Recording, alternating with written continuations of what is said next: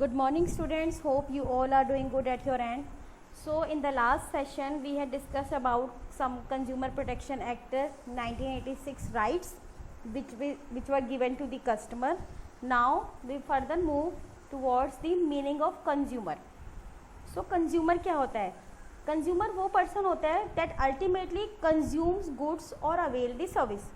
For example, आपने shop से कोई चीज़ ली या कोई आपने प्रोडक्ट लिया और उसको कंज्यूम करने के बाद आपको कुछ प्रॉब्लम हुई, तो आपने कंज्यूम किया है, प्रॉब्लम आपको हुई है, then you are the only one who can file complaint against that manufacturer, ना कि वो पर्सन जिसने आपको गुड्स सेल किया, बिकॉज वो तो रिटेलर है, जिस कंपनी ने बनाया है, आप ही कंज्यूमर है तो आप ही फाइल कर सकते हैं. तो कंज्यूमर की एक पर्टिकुलर डेफिनेशन दी हुई है बच्चे कंज्यूमर प्रोटेक्शन एक्ट 1986 में. Let's just read. A consumer is generally understood as person who consumes or who uses goods or avail of any service. जो गुड्स कंज्यूम करता है या सर्विस लेता है. Under the consumer protection act a consumer is defined as any person, कोई भी person हो सकता है, who buys any goods for a consideration. यहाँ कंसिडरेशन का मतलब होता है उसने उसके लिए पेमेंट की है. Any person who buys any goods for consideration which has been paid और promise, या तो आपने भी पेमेंट की है या आपने प्रॉमिस किया कि हाँ मैं पे करूँगा, और पार्टली पेड या पार्टली प्रोमिस्ड, और any under any scheme of deferred payment. Deferred payment का मतलब होता है इंस्टॉलमेंट में आपने लिया है. It includes any user of such goods when such use is made with the approval of the buyer. मान लीजिए आपने नहीं गुड्स लिया, आपके पापा ने गुड्स लिया, लेकिन कंज्यूम आपने किया है, मीन्स आपने यूज़ किया गुड्स, अल्टीमेट कंज्यूमर आप हैं.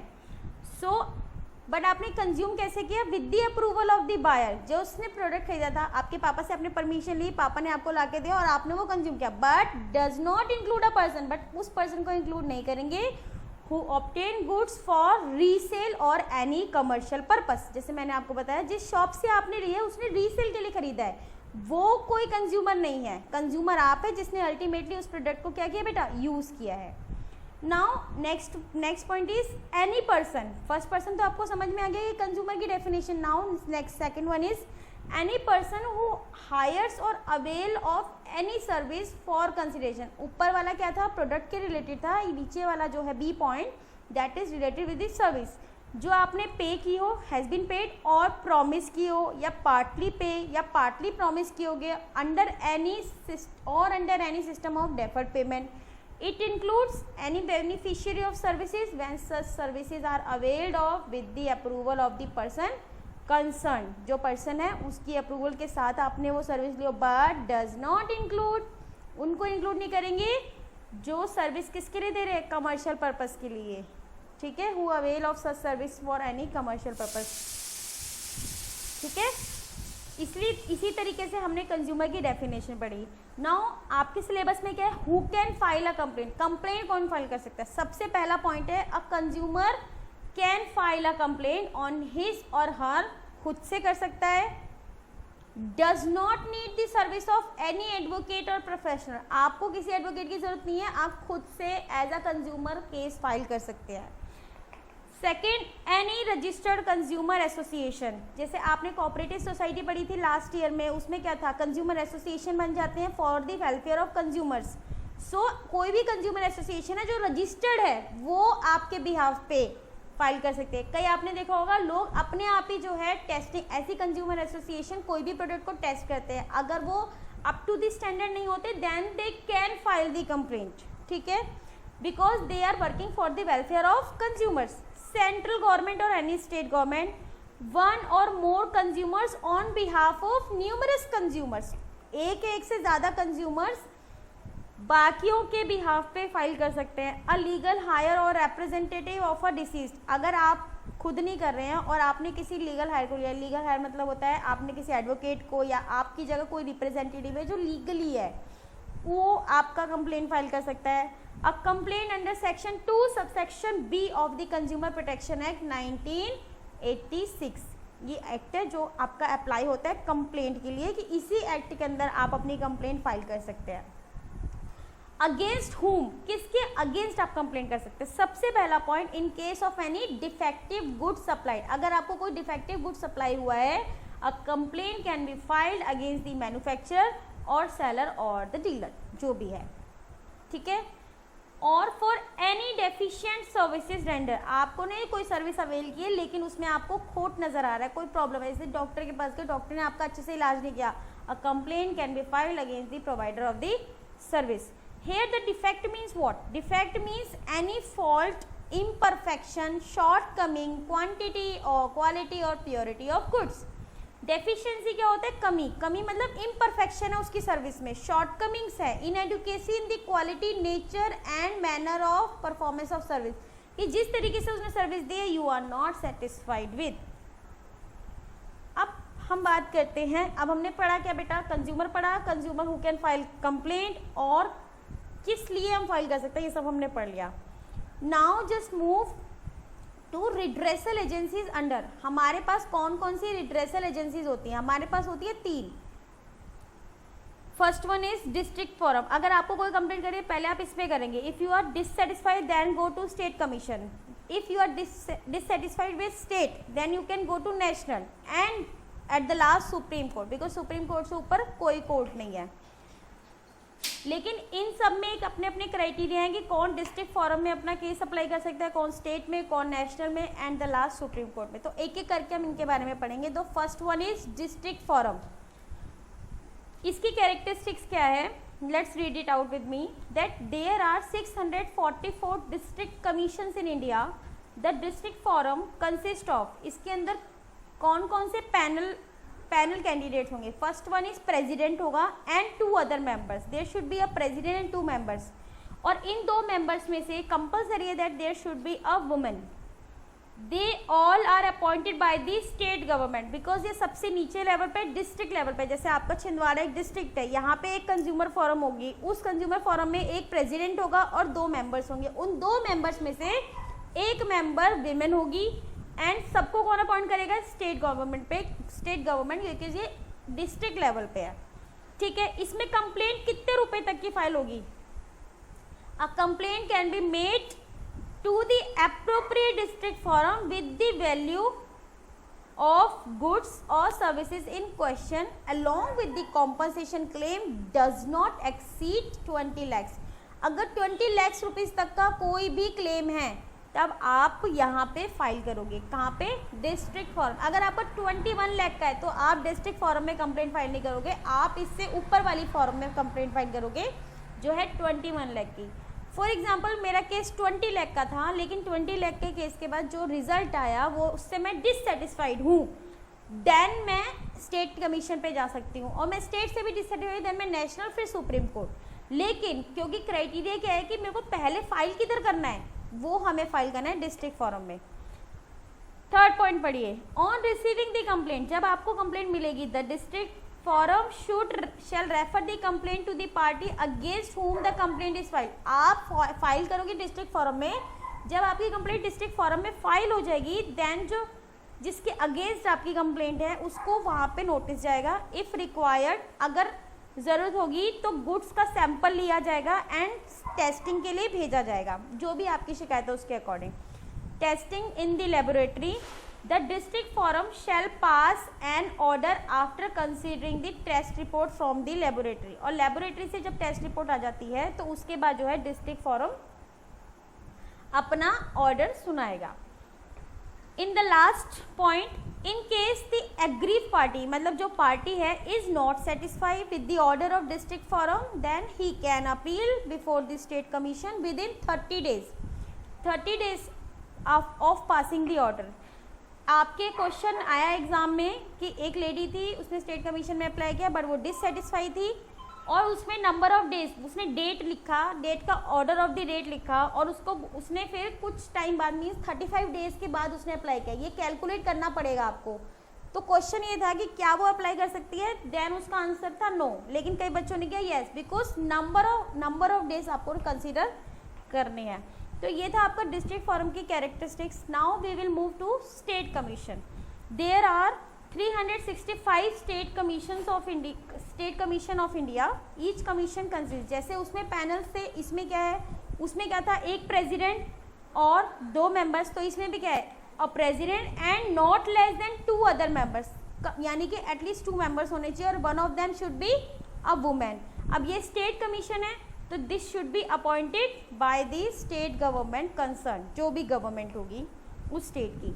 इसमें जो आपका कंप्लेंट होगी उसमें कितने तक की कंप्लेंट है, डिस्ट्रिक्ट फोरम में अप टू 20 लाख, और यहाँ पे 20 लाख से लेके 1 करोड़ तक का जो भी केस होगा वो आप इस फॉर्म में अप्लाई कर सकते हो। तो the range is 20 lakhs to 1 crore rupees and the appeals against the order of district forum. अगर कोई भी ऐसी कंप्लेंट है जो डिस्ट्रिक्ट फोरम में आप डिससेटिस्फाई हो चुके हो उस ऑर्डर से, तब आप स्टेट कमीशन में डायरेक्टली यहाँ पे अप्लाई कर सकते हो। तो इसकी 2 कंडीशन है कि या तो 20 to 1 करोड़ हो या डिससेटिस्फाई हैं आप अपने ऑर्डर से जो डिस्ट्रिक्ट फोरम में हुआ है। Next, on receiving the complaint, जैसे वहाँ पे क्या होता, कंप्लेंट रिसीव हुई तो जो कंप्लेनेंट जो पार्टी है जिसके अगेंस्ट कंप्लेंट है उसको नोटिस जाएगा, उसके बाद सैंपल अगर होगा तो सैंपल जाएगा लेबोरेटरी में और उसके बाद जो है पास होगा। तो सेम यही है, on receiving the complaint the state commission refer the complaint to the party against whom the complaint is filed, if required the goods or sample thereof shall be sent for testing. The state commission shall pass an order after considering the test report from the laboratory and hearing to the party against whom the complaint is filed. यानी कि उसकी बात भी सुनी जाएगी, जिसके against आप complaint कर रहे हो उसकी बात भी सुनी जाएगी। लेबोरेटरी की टेस्ट रिपोर्ट के बाद वो अपना ऑर्डर देंगे। एंड द लास्ट सेम, अगर आप डिससेटिस्फाइड हैं, if you are not satisfied then you can appeal to state के बाद क्या था, national commission within 30 days. तो 30 डेज का क्राइटेरिया इसके साथ भी है। Then we will move to next or national commission. यहाँ पे सुप्रीम कोर्ट के बारे में आपको नहीं पढ़ाया जाएगा बिकॉज ये 3 फॉरम है, इसी के बारे में यहाँ पे पढ़ाया जाएगा कि नेशनल कमीशन लास्ट है और इसके बाद भी डिससेटिस्फाई है तो सुप्रीम कोर्ट और उसके बाद कहीं नहीं। सुप्रीम कोर्ट वही नॉर्मल, ये जो सुप्रीम कोर्ट आपके ऑल ओवर इंडिया में 1 है वहीं की बात हो रही है। यहाँ पे कोई कंज्यूमर के लिए अलग से कोई सुप्रीम कोर्ट नहीं है। सो नेशनल कमीशन में यहाँ पे भी same, consist of a president, एक प्रेसिडेंट एंड एटलीस्ट 4 मेंबर्स और 1 मेंबर शुड बी विमेन। अब ये नेशनल कमीशन है तो यहाँ पे जो ये मेंबर सिलेक्ट करेंगे या प्रेसिडेंट अपॉइंट होंगे वो सेंट्रल गवर्नमेंट के होंगे, ठीक है। A complaint can be made to the National Commission when the value of goods, जो अभी लास्ट हमारा बेटा स्टेट कमीशन था उसमें कितना था, up to 1 crore, up to 1 crore तक के लिए हम स्टेट कमीशन में जाएंगे। बट 1 करोड़ के बाद क्या, नाउ 1 करोड़ के बाद हम जब जाएंगे then we will move to national commission. And second option, अगर स्टेट कमीशन में हम अपने ऑर्डर से डिससेटिस्फाई है तो नेशनल कमीशन में जाएंगे। ये 2 क्राइटेरिया है नेशनल कमीशन में कंप्लेंट करने के। नेक्स्ट सेम, बिल्कुल सेम टू सेम चीज़ें, बस कुछ कुछ चीज़ें फ़र्क हैं। इसमें भी सेम है कि कंप्लेंट होने के बाद पार्टी को नोटिस जाएगा, उसके बाद टेस्टिंग होगी अगर if required and then test report के बाद हियरिंग होगी। लास्ट वाला ऑप्शन भी यही कह रहा है आपको, if aggrieved party is not satisfied then वो अपील कर सकते हैं। कॉम्पनसेशन और ज़्यादा कॉम्पनसेशन होने चाहिए to the supreme court of India. Moreover, ये पढ़ लीजिए, moreover in a case decided by district forum the appeal can be filed before the state commission, thereafter the order of state commission can be challenged before the national commission and no further। अब बात आती है, हमने appeal तो कर दिया, सब ये समझ में आ गई है, लेकिन ये जो बार बार प्रेसिडेंट है, ये प्रेसिडेंट की एक बार क्वालिफिकेशन आपकी पूनम गांधी में लिखी होगी। तो जो हमारा सबसे पहला कौन सा था हमारा बेटा, हमारा था डिस्ट्रिक्ट फोरम। तो डिस्ट्रिक्ट फोरम पे जो अपॉइंटमेंट होती है वो डिस्ट्रिक्ट लेवल पे हमारी स्टेट गवर्नमेंट करती है। तो जो डिस्ट्रिक्ट लेवल पे जो प्रेसिडेंट होता है, मैं सिर्फ प्रेसिडेंट की क्वालिफिकेशन बता रही हूँ आपको, जो प्रेसिडेंट है वो हमारा डिस्ट्रिक्ट कोर्ट का जज या हाई कोर्ट का जज, इन दोनों में से कोई भी आपकी बुक में लिखा होगा, उसके इक्विवेलेंट उसकी क्वालिफिकेशन होनी चाहिए।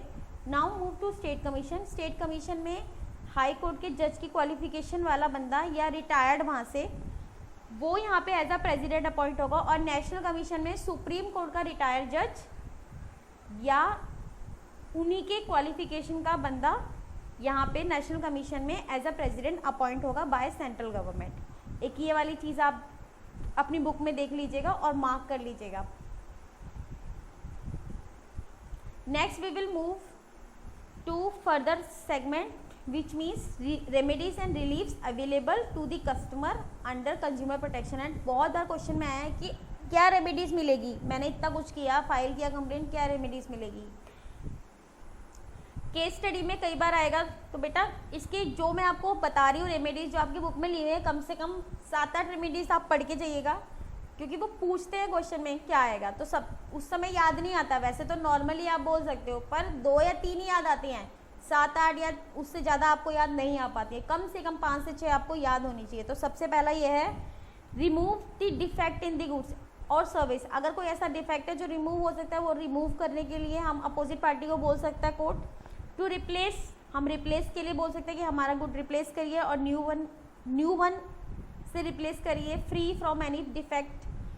टू रिफंड द प्राइस, हम कोई प्राइस हमारा रिफंड करिए, और जो हमने अगर सर्विस प्रोवाइड की है तो सर्विस के बाद जो चार्जेस लिए हैं वो हमारा रिफंड होना चाहिए। 4th point, to pay a reasonable amount of compensation for any loss और injury suffered by the consumer due to negligence of the opposite party. Opposite party की नेग्लिजेंस की वजह से आपको एज अ कंज्यूमर कोई injury, कोई loss हुआ है, तो वो वाला कॉम्पनसेशन भी आपको मिले। To pay punitive damages in appropriate circumstances, to discontinue the unfair and restrictive practice। क्योंकि आपको पता है कंज्यूमर के साथ मैंने आपको स्टार्टिंग में बताया था कि अनफेयर और रेस्ट्रिक्टिव ट्रेड प्रैक्टिस होती हैं। देखो ये दोनों अलग अलग है। अनफेयर का मतलब होता है which is not fair, means आपको फेयर डील नहीं मिली। और रेस्ट्रिक्टिव ट्रेड प्रैक्टिस क्या होती हैं, जैसे आपको बोला जाता है आप जब कार लेने जाते हो या मोबाइल लेने जाते हो तो सामने वाला बंदा आपको बोले कि ये भी करा लीजिए, इंश्योरेंस भी करा लीजिए, या ऐसा कर लीजिए, या यही वाली कंपनी का कवर लीजिए, ये ऐसे अच्छा है।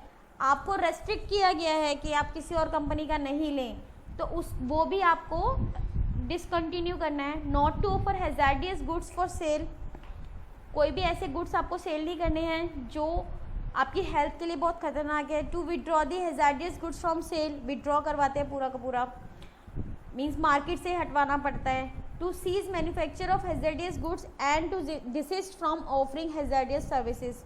और इसके अलावा हम ये भी कर सकते हैं कि जो अभी नया कंज्यूमर के बारे में कुछ नए पॉइंट्स आई हैं, वो मैसेज मैं आपको फॉरवर्ड करूँगी। उसके अंदर एक ये भी है कि जो एडवर्टीजमेंट बहुत ज़्यादा मिसलीड करते हैं उनको हटाइए। अब आपने देखा होगा अब एडवर्टीजमेंट आता है फेयर एंड लवली का नहीं आता, ग्लो एंड लवली आता है, बिकॉज फेयर तो हो ही नहीं सकते।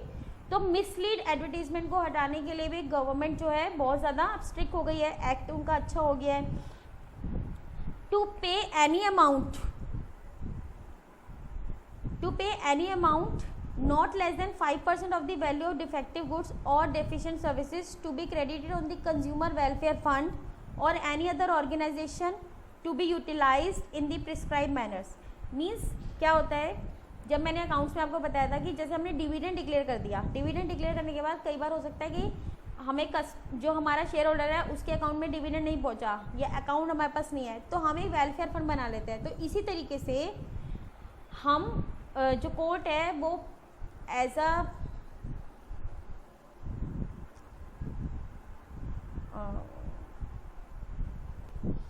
अ फाइन कंपनी को बोल सकती है कि आपको कम से कम जो एक कंज्यूमर वेलफेयर फंड बनाना है या किसी ऑर्गेनाइजेशन में आपको इतना अमाउंट पर्टिकुलर पे करना है। जस्ट फाइन के तौर पे कोर्ट कुछ भी आप मतलब उस पर्टिकुलर अपोजिट पार्टी पे कोई ना कोई क्लेम डाल सकती है। To issue corrective advertisement to neutralise the effect of a misleading advertisement, अगर कोई एडवर्टीजमेंट मिसलीड कर रहा है तो उसको हटवा सकती है, करेक्ट करवा सकती है। To pay adequate cost to the appropriate party, proper post दिलवा सकती है। सो इस तरीके से हमारा जो है ये चैप्टर कंप्लीट हो जाता है। इसमें और कोई फर्दर आपके अंदर सेगमेंट नहीं बचा है। एक आप देख लीजिएगा अपनी बुक के अंदर और उसे ध्यान से पढ़ लीजिएगा, बिकॉज इम्पॉर्टेंट है, इजी भी बहुत है। हम अब कुछ केस स्टडी सॉल्व कर लेते हैं जिससे आपको आसानी हो जाएगी। The question is an order pass by the national commission is appealable before the national commission के कहाँ पे ऑर्डर हम सुप्रीम कोर्ट में डाल सकते हैं ना। थोड़ा बड़ा ये रहते हैं हम question. The question is Mohit purchased a smartphone for rupees 30,000 from a mobile phone seller on his verbal commitment that the smartphone will be replaced in case of any defect within a span of 6 months. The phone started creating technical issues in spite of proper maintenance and upkeep of the phone. The seller denied taking any action on the complaint made by Mohit. Name the redressal agency against under the Consumer Protection Act where the Mohit can file his complaint.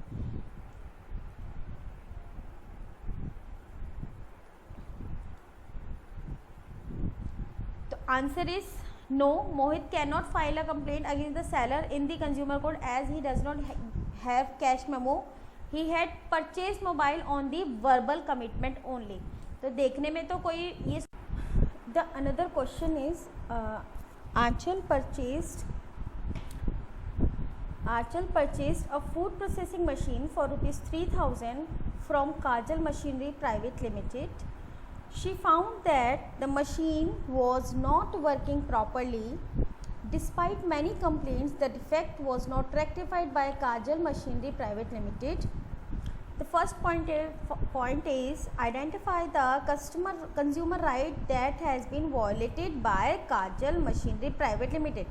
अब उसने बार बार उसको rectify करने के लिए complaint दी, लेकिन वो complaint उसकी नहीं सुनी जा रही, ये चीज़ ध्यान रखिएगा। अब इसके अंदर हमें ये बताना है कि उसका कौन सा राइट वॉलेट हुआ है। And second point, suggest the appropriate forum where Anchal can file her complaint, कौन से फॉरम पे वो अपनी कंप्लेंट फाइल कर सकती है। And C point, can she appeal to supreme court if she is not satisfied with the order of the appropriate forum, और अगर वो उस एप्रोप्रिएट फॉर्म से सेटिस्फाइड नहीं है फॉरम से, क्या वो अप्लाई कर सकती है आगे to supreme court. So just let's see the answer. The first one is right to be heard, because उसकी बात ही नहीं सुनी जा रही थी, ये वाला राइट उसका वॉयलेट हो रहा था। राइट टू सीक रिड्रेसल और हर्ड में डिफरेंस ये है बेटा कि हर्ड में आपकी बात कम से कम सुनी तो जाए, कोई एक प्लेटफॉर्म तो हो जहाँ पे आप अपनी बात रखो। जैसे मैंने आपको बताया बड़ी बड़ी कंपनीज के क्या होते हैं, कस्टमर केयर सेंटर्स होते हैं जहाँ आप अपनी बात को रख सकते हैं, जहाँ अपने पॉइंट ऑफ व्यूज़ आपकी कंप्लेंट फाइल कर सकते हैं। अब वो चीज़ हो ही नहीं पा रही थी। एंड सेकंड वन इज़ उसने जो मशीन खरीदी थी ऑब्वियसली वो 20 लाख से कम है, 3,000 रुपीज़ की थी, तो हम कौन से में फाइल करेंगे। B point means district forum पे। सी पॉइंट में बोला था कि अगर डिस्ट्रिक्ट फॉरम पे वो सेटिस्फाई नहीं होती तो कहाँ जाएगी, तो वो कहाँ जाएगी बेटा, डिस्ट्रिक्ट फॉरम पे अगर वो सेटिस्फाई नहीं होती तो वो नेशनल कमीशन पे जाएगी, है ना। और नेशनल कमीशन पे सेटिस्फाई नहीं होती, then go to further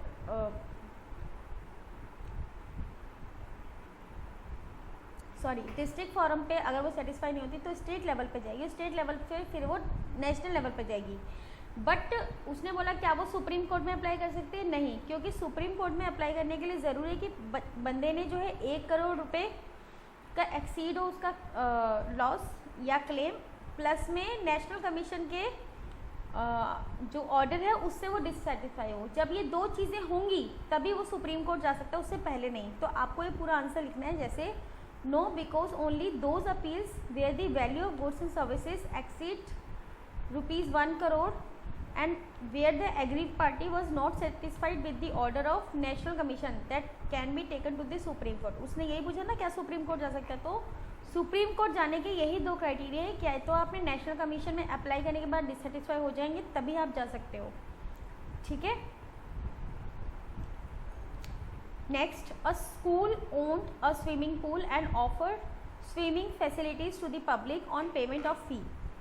The school conducted winter and summer training camps to train boys in swimming and for this purpose engaged a coach, Mr. Ajay, enrolled his son for learning swimming under the guidance of the coach.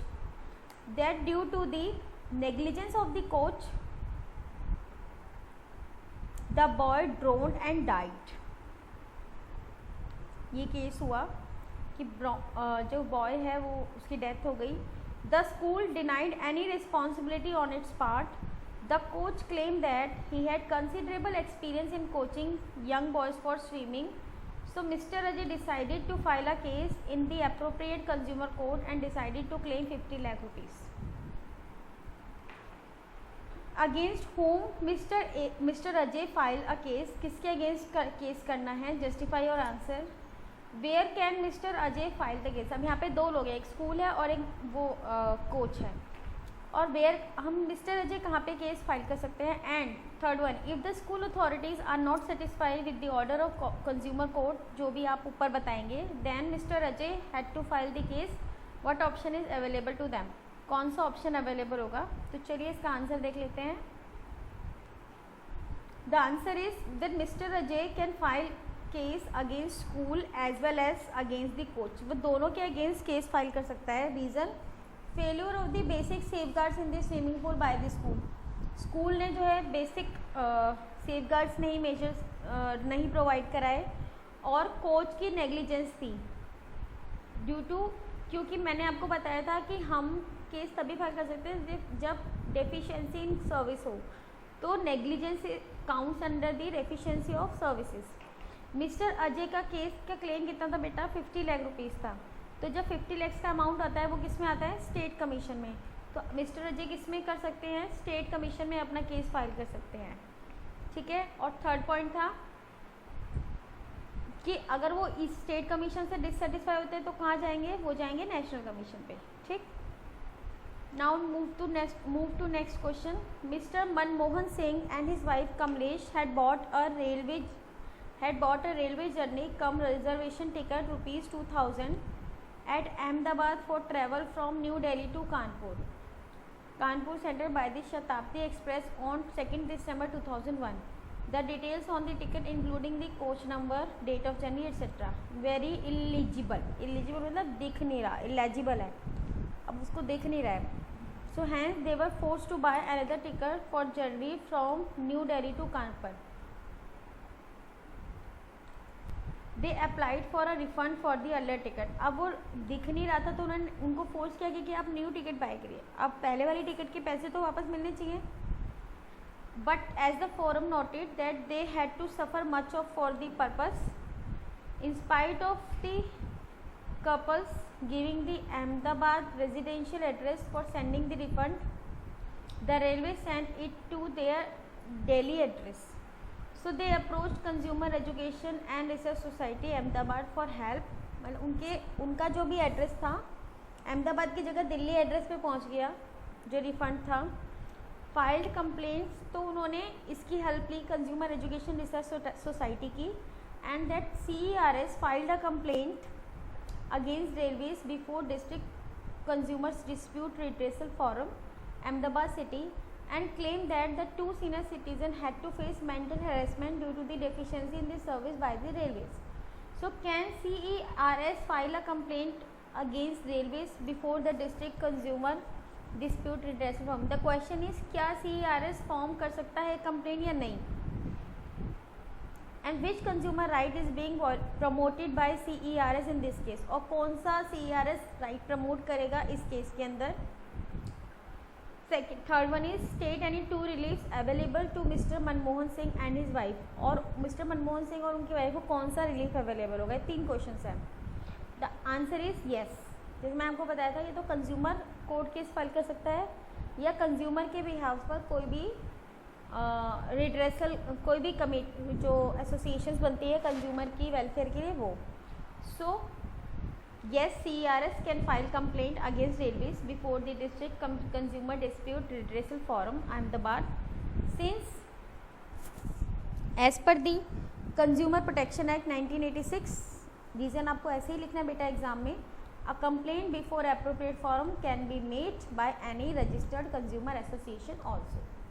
So right to be heard, उनकी बात नहीं सुनी गई थी तो ये वाला जो है राइट उन्होंने आगे रखा CERS ने कि ये वाला राइट इनका वॉयलेट हुआ है. एंड कौन कौन सी चीज़ें वो कर सकते हैं? सबसे पहले तो उनका रिफंड करा सकते हैं हम पैसा, और कोई भी रीजनेबल अमाउंट ऑफ कॉम्पनसेशन है या लॉस हुआ है उनको वो दे सकते हैं. राइट.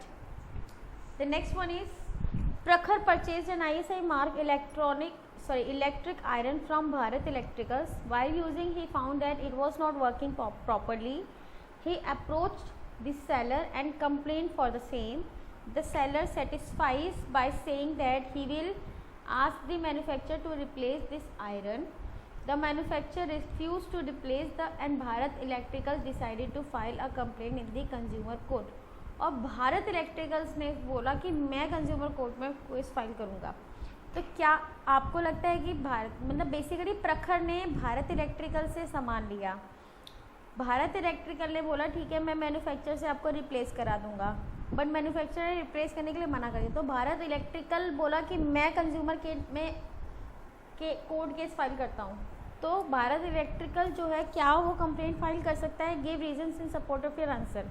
एंड अगर नहीं, और दूसरा according to 1986 consumer protection act who can file complaint. तो फर्स्ट का आंसर है नो, बिकॉज मैंने आपको बताया था जो डायरेक्ट कंज्यूमर है वो ही फाइल कर सकता है. तो यहाँ पे प्रखर ही फाइल कर सकता है.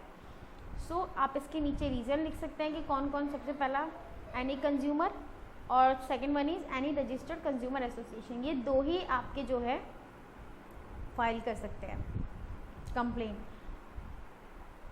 इस केस के अंदर, है ना. पर इन दोनों में से हटके क्या बोला, वो खुद ही चला गया, है ना, खुद ही चला गया था. तो वो गलत है क्योंकि वो तो आपका रिटेलर है, उसको कंप्लेंट फाइल नहीं करनी. कंज्यूमर अल्टीमेट कंज्यूमर को केस फाइल करना है, ठीक है. और इसके अलावा भी सेंट्रल गवर्नमेंट है और कोई कंज्यूमर्स हैं वो भी जो है या उनका लीगल हायर वो भी केस फाइल कर सकते हैं. बट बेसिकली इसमें दो लोगों के बारे में लिखा है.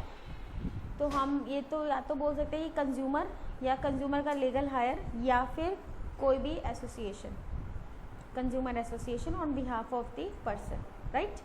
सो बच्चे ये था आपका कंज्यूमर प्रोटेक्शन का. आप प्लीज़ इसकी रीडिंग कर लीजिए. स्पेशली क्या क्या आपको रीड करना है मैं एक बार आपको रिवाइज करा देती हूँ. कंज्यूमर कौन होते हैं, consumer who can file complaint, और तीनों फॉर्म्स के बारे में जो मैंने आपको बताई, डिस्ट्रिक्ट, स्टेट और नेशनल कमीशन के बारे में. उनमें कौन कौन से लोग हैं, उनकी क्या क्या क्वालिफिकेशन है अपॉइंटमेंट की वो, और राइट्स.